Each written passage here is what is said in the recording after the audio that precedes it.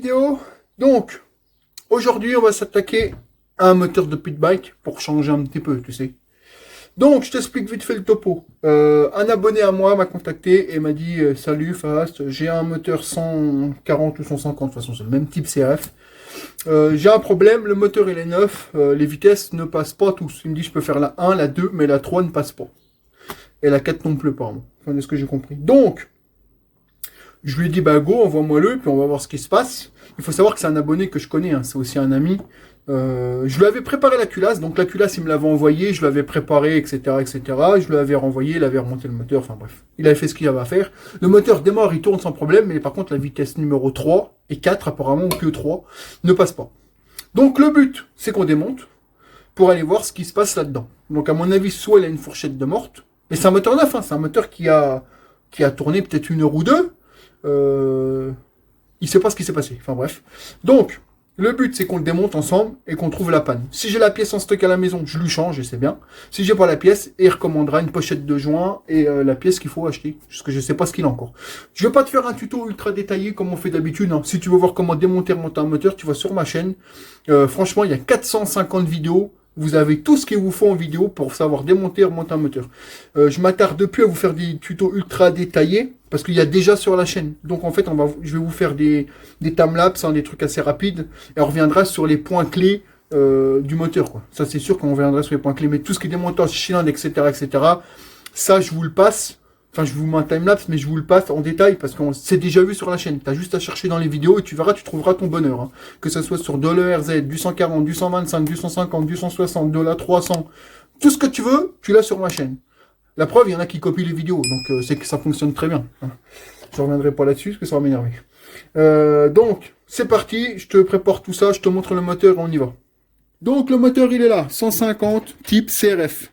Les nouvelles versions avec le filtre à l'huile démontable, parce que tu as aussi la version avec le filtre à l'huile intégré. Ça change rien du tout, hein. Ne panique pas, ça change rien.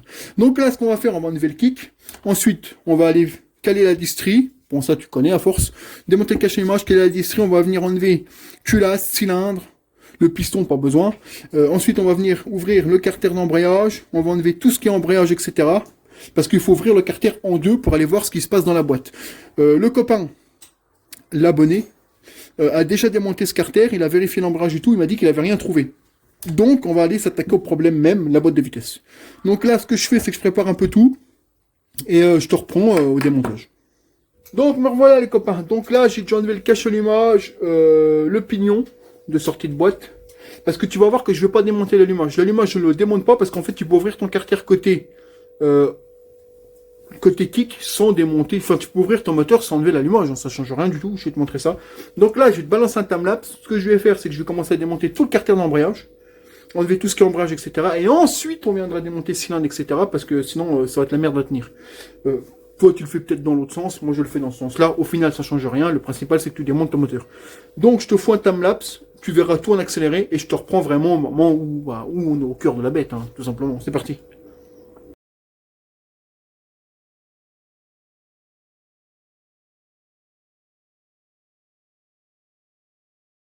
Donc là, comme tu as vu, j'ai démonté le cache, embrayage, et j'ai déjà enlevé la partie avec les ressorts, etc. Donc maintenant, ce qu'on va faire, c'est qu'on va prendre la clé spécifique. Donc là, je vais te zoomer un peu, voilà. On va prendre la douille spécifique pour enlever l'écrou là, pour pouvoir enlever tout le système d'embrayage. Pourquoi? Parce qu'on n'a pas le choix. Pour venir ouvrir le carter en deux, on n'a pas le choix. Donc une fois que tout ça, ça sera enlevé, on va venir enlever le pignon du vibroquin, ici là. Et ensuite, on va aller enlever cylindre, piston, culasse, etc. Ensuite, il faudra enlever le système de kick, pas le choix. L'axe de sélection qui est là. Et après, on pourra aller dévisser pour aller ouvrir le carter, tout simplement. Donc là, ce qu'on va faire, c'est que je vais te garder avec moi, on va aller dévisser ici. Enlever le système d'embrayage, parce que derrière, il y a une rondelle et tout, faut faire gaffe. Et on rebalancera un timelapse après. Donc c'est parti, je prépare ce qu'il me faut. Pour venir enlever l'écrou qui est ici, il te faut cet outil. C'est une douille spécifique, toi, pour enlever le gros et le petit. Parce que là, tu en as un ici qui est plus gros que là. Donc, tu as les deux côtés. Ça, tu la trouves sur Mini-MX, AliExpress, ce que tu veux. Ça se trouve, ça coûte 10 balles. Ça, je te conseille. Ensuite, moi, je le mets sur une péteuse. Pourquoi? Bah, parce que c'est beaucoup plus simple. Hein. Tu vas voir pourquoi. Donc là, hop, tu l'emboîtes. Tu viens. Tu tiens le moteur, bien évidemment. Hop. Voilà. Il est dévissé. Tu pètes beaucoup moins le cul que de tout faire à la main. Donc là, tu enlèves ton écrou. Une fois que tu as enlevé ton écrou, tu fais attention, tu as une rondelle. Moi, ce que je vais faire, c'est que je vais pas m'emmerder. Toi, je tire tout d'un coup. Je prends les disques et tout. Donc là, tu fais bien gaffe, tu as une rondelle, ton écrou. Quand tu sais pas, tu les remets dans l'ordre dans lequel tu les as démontés. Comme ça, t'as pas de problème. Là, derrière, t'as rien. Tu sais que derrière, t'as rien, t'es bien. Ça, tu le mets là-bas. Ensuite, ici, je vais te zoomer un peu plus. Voilà, je vais tourner un peu la caméra. Voilà. Là, tu as une rondelle. Tu vois? Tu en as une toute petite. Alors, elle est chiante à attraper à cause de l'huile. Mais en gros, forcément, avec l'huile, c'est un peu chiant. Avec un petit tournevis plat, ça serait le top. Voilà. Tu as une toute petite rondelle, celle-ci. Hop. C'est une rondelle qui vient bloquer. Moi, je dis une rondelle, mais c'est pas une rondelle. Enfin, si, c'est une rondelle. C'est une rondelle crantée. Celle-ci, en fait, elle vient se mettre dans le logement des cannelures de la boîte. Ensuite, tu as cette grosse rondelle-là. Tu vois, cette grosse rondelle-là, elle s'enlève pas. Parce qu'en fait, quand tu la mets, regarde, tu vois, hop. En fait, toi, tu la mets, tu la tournes, tu la bloques. Pour pas que ça s'enlève. C'est une rondelle spécifique. En fait, il faut faire un petit corps. Parce que là, c'est là, tu vois, regarde, là, je te montre. Là, je l'ai réglé. Là, je peux l'enlever. Du coup, ça tient plus. Et si ça tient plus, et si tu la montes comme ça, quand tu vas embrayer, tout ton système va bouger et du coup, tu n'auras pas d'embrayage. Donc, en fait, quand tu remets cette rondelle, comme là, tu la tournes d'un corps et là, elle est bloquée. Donc là, tu la tournes d'un corps, tu l'enlèves et tu la remets dans le sens où tu l'as démontée. Comme ça, tu te trompes pas. Voilà, comme ça. Je te remontrerai comment la remonter, t'inquiète pas. Donc là, une fois que c'est fait, tu viens enlever ton système complet. Hein, donc là, voilà. Il n'y a rien à faire, hein, ça s'enlève tout seul. Et si tu as peur de te tromper, tu remets dessus, comme ça. Comme ça, tu sais que ça va là. Voilà. Voilà, donc maintenant qu'on en est là, je vais te montrer ce qu'on fait, c'est parti. Donc on en est là, tu m'excuses, il y a un peu de bruit, le voisin débroussaille, il fait ce qu'il veut aussi. Hein. Donc là, on va venir enlever ce pignon-là. Donc là, tu as un clip, tu enlèves le clip. J'ai essayé de te le faire avec la pince là, je sais pas si j'ai pris la bonne, hein. On va tout de suite savoir, parce que j'en ai plusieurs. Il y en a qui sont bien, il y en a qui sont moins bien. Hop. Moi, ce que je fais, c'est que je les pousse. Soit tu le pousses, soit tu lèves. Voilà. Donc là, tu fais gaffe à la rondelle qui vient de tomber. Il faut avoir des doigts d'orthopédique pour aller chercher.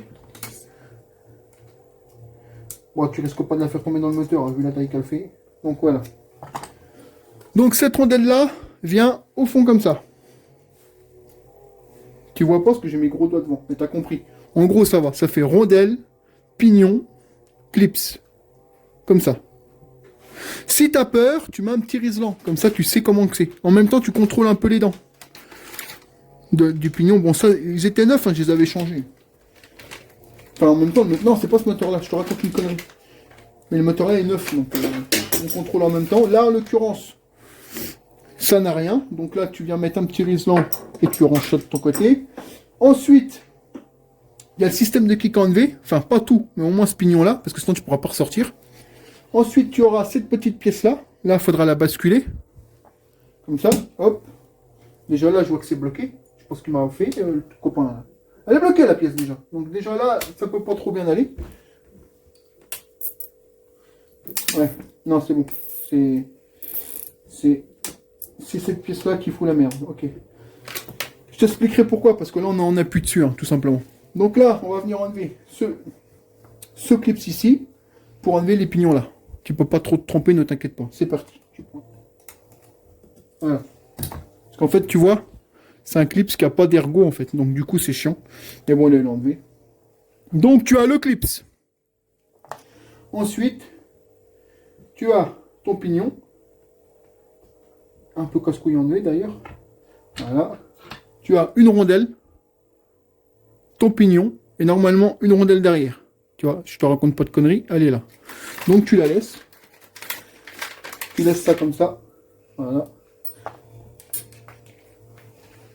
Tu remets, si tu as peur, tu remets ton clips et tu mets un riselant.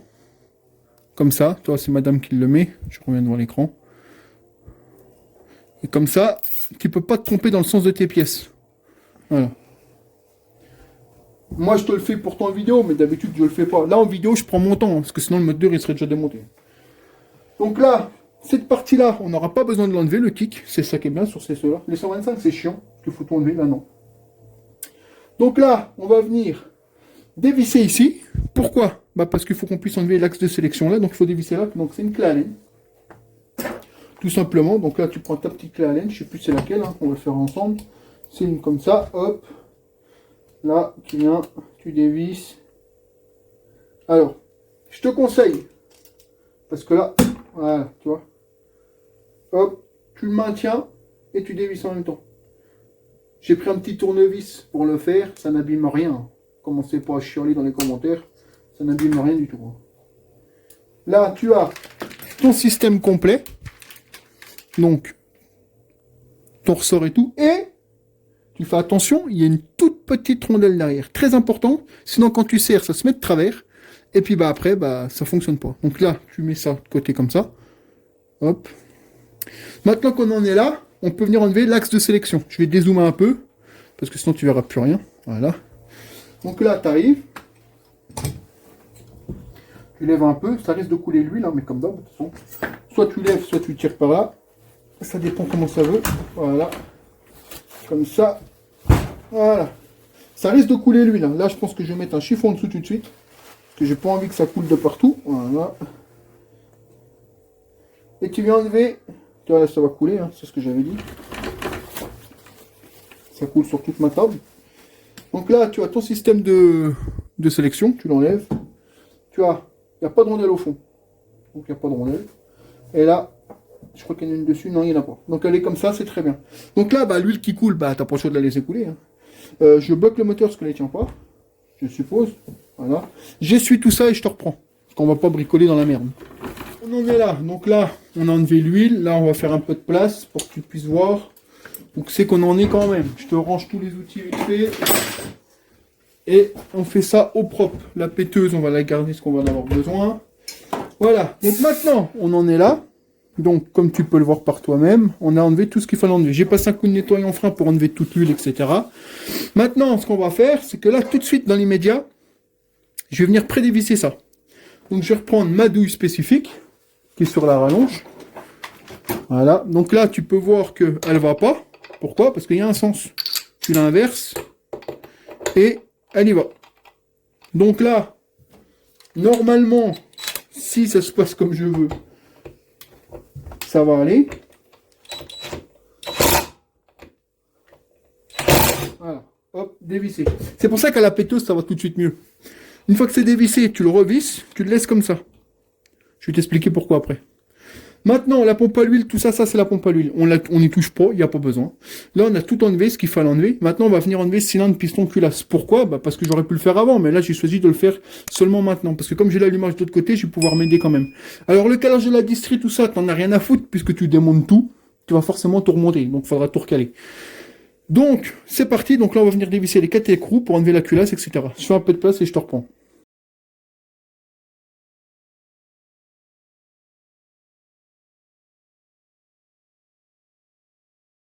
Donc voilà, donc t'as vu, je t'ai balancé un timelapse du démontage, comme ça évite de revenir sur les points, hein, ça sert à rien. Quand on le remontera, je te montrerai les points clés, pareil. Donc là, tout est enlevé, j'ai enlevé les vis du carter et tout. Normalement, si j'ai pas fait de bêtises, maintenant on peut l'ouvrir. En laissant l'allumage et tout, hein. Ça, il n'y a pas besoin. Parce qu'en fait, on va intervenir sur la boîte, on ne veut pas intervenir sur autre chose. Donc le piston, tu peux le laisser, tu peux tout laisser. Donc maintenant, si j'ai bien fait mon boulot, on va venir décoller doucement. Et normalement, il doit s'ouvrir. Sauf si j'ai fait une connerie. Mais dans ma tête, là, j'ai pas fait de connerie. Donc c'est parti, on va essayer ça tout de suite. Si ça marche pas, bah, c'est que j'ai été con, hein, tout simplement. Voilà. Là, il est déboîté. Donc là, tu tiens tout. Rondelles de boîte qui sont tombées. C'est pas très très grave. On les remettra. Donc là, tu tiens comme ça, hop, et c'est bon. T'enlèves ton carter. La rondelle de boîte, c'est pas grave, on va la remettre. Elle voilà. Donc voilà, c'est démonté. Maintenant, on va aller voir qu'est-ce qui se passe dans la boîte. C'est parti. Donc voilà les copains. Donc cette rondelle là qui est tombée, elle va bien sur l'arbre là-bas, ici. Et non pas sur l'arbre là. Elle va pas, donc elle va bien ici. Hein, le moteur n'a jamais été ouvert, donc forcément elle va ici. Hein. Donc maintenant, je vais faire un peu de place, on va essayer de trouver le pourquoi du comment. Donc tu as vu, il faut jouer un peu avec le carter. Tout simplement parce qu'il faut le décoller, hein, il y a les tétons. Donc t'as pas le choix, c'est comme ça. Donc là on a nettoyé, c'est nickel. On va le mettre de côté et on va aller regarder la boîte. Donc je fais un peu de place et je te montre. Donc, nous revoilà. Donc là, comme tu peux le voir, j'ai tout démonté. Donc j'ai examiné toute la boîte. Donc celui-ci, il n'a aucun problème. C'est de l'huile que tu vois dedans. J'ai nettoyé un peu avec le nettoyant frein et tout. Donc les pignons ne sont pas bouffés. Il n'y a rien qui est niqué. Sur l'arbre là, pareil. Aucun pignon n'est bouffé. Ni l'écran, enfin l'emboîtement de la boîte, etc. Rien n'a abîmé. Donc ça c'est parfait. La boîte n'a rien. Par contre, le problème, je l'ai trouvé. Le problème, c'est le barillet.